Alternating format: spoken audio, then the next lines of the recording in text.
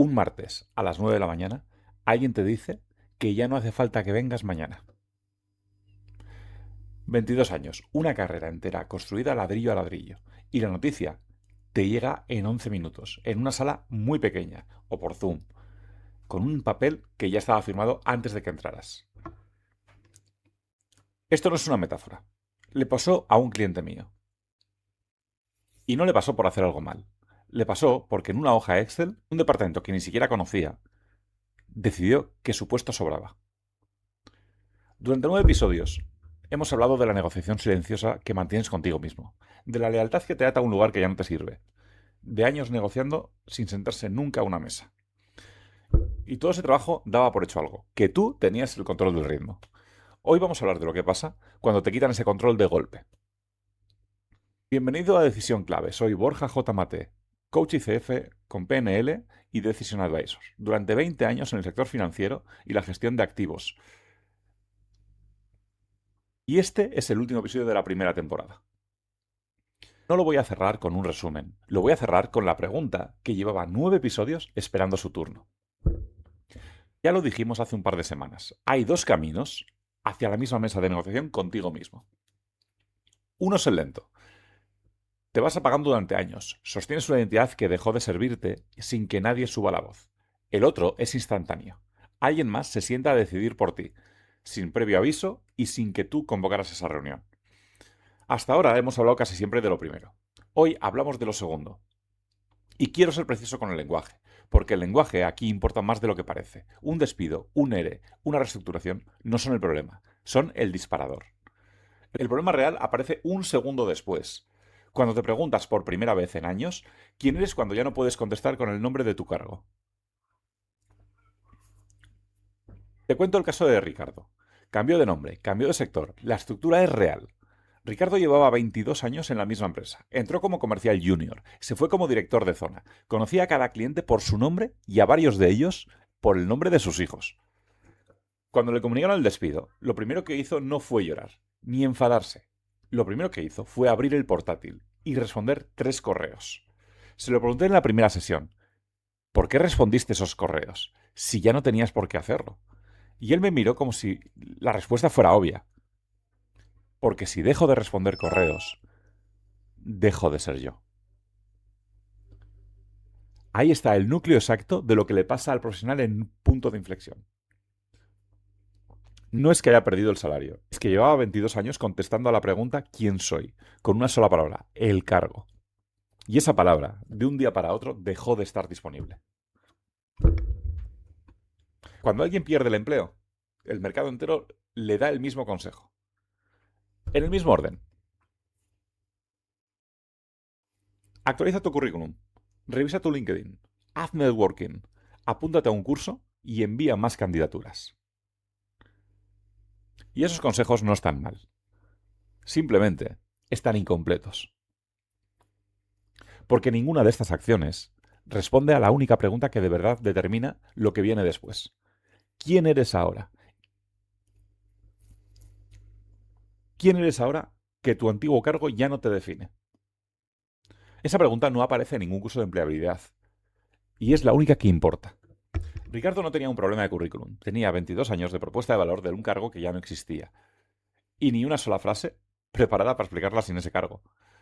Eso no se arregla con una plantilla de LinkedIn. Se arregla reconstruyendo el criterio con el que va a tomar la siguiente decisión de su vida profesional. Yo no reconstruyo currículums, reconstruyo a la persona que va a firmarlos. Si esto te suena a algo que estás viviendo ahora mismo, guarda este vídeo y vuelve a él cuando necesites recordar por dónde empieza de verdad. Aquí es donde esta temporada se cierra sobre sí misma. Todo lo que hemos trabajado en los episodios anteriores, la lealtad invisible, la negociación silenciosa contigo mismo, no desaparece cuando la ruptura es súbita, se intensifica. Porque Ricardo, además de perder el cargo, seguía cargando con la misma lealtad mal dirigida de la que hablamos en el episodio 8. Sentía que debía algo a una empresa que ya había decidido que él sobraba. Y seguía atrapado en la misma negociación interna que el episodio 9, solo que ahora con un actor más sentado a la mesa.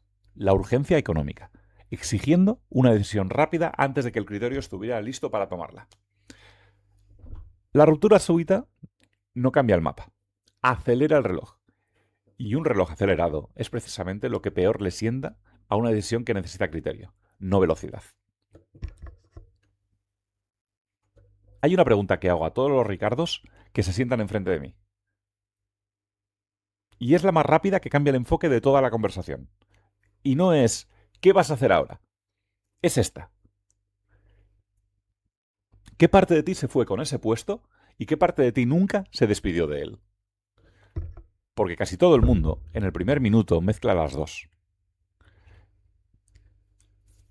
Cree que perdió su criterio, su valor y su capacidad de decidir bien. Y eso no es verdad. Lo que perdió fue un escenario donde ejercitaba ese criterio. El criterio en sí seguía ahí, intacto, esperando un escenario nuevo donde volver a demostrarse. Ricardo no perdió 22 años de experiencia el martes que le avisaron. Perdió el lugar donde esa experiencia tenía un nombre conocido. Son cosas completamente distintas. Y confundirlas es lo que mantiene a la gente bloqueada meses y a veces años. Si esta pregunta te ha removido algo, guárdala. Y la próxima vez que sientas que ya no eres nadie sin ese cargo, vuelve a hacértela tú mismo despacio. Esta temporada empezó hablando de personas que se quedaban por lealtad, por miedo, por una negociación que nunca llegaba a cerrar. Termina hablando de las personas a las que la decisión se la impusieron sin avisar. Son historias distintas, pero comparten exactamente la misma pregunta de fondo. ¿Quién eres? Cuando lo externo que sostenía tu identidad profesional deja de estar ahí. La temporada que viene la voy a dedicar exactamente a eso, a la persona que atraviesa ese momento exacto, el despido, la reestructuración, el puesto que se queda pequeño de golpe y que necesita reconstruir el criterio con el que va a tomar la decisión más importante de su carrera. No porque el resto haya dejado de importar, sino porque este es el punto donde el sistema clave tiene más que ofrecer. Si te reconoces en Ricardo, si hay alguien cercano a ti que está viviendo exactamente esto ahora mismo, la próxima temporada es literalmente para vosotros. Y antes de cerrar, tres cosas. La primera, el artículo de Substack de esta semana cierra la temporada por escrito. Lo encuentras en borjamate.substack.com. La segunda, si estás atravesando un punto de inflexión ahora mismo, buscado o impuesto, escríbeme. La primera conversación, ya lo sabes, es sin compromiso. borjamate.com. Y la tercera, si conoces a alguien que le acaban de quitar la decisión de las manos, comparte este episodio con esa persona. Puede que no tenga tiempo de buscarme, pero puede tener 5 minutos para escuchar esto.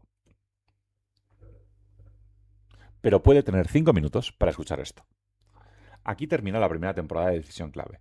Empezamos hablando de las decisiones que posponemos. Terminamos hablando de las que nos imponen. Y en medio, siempre la misma verdad.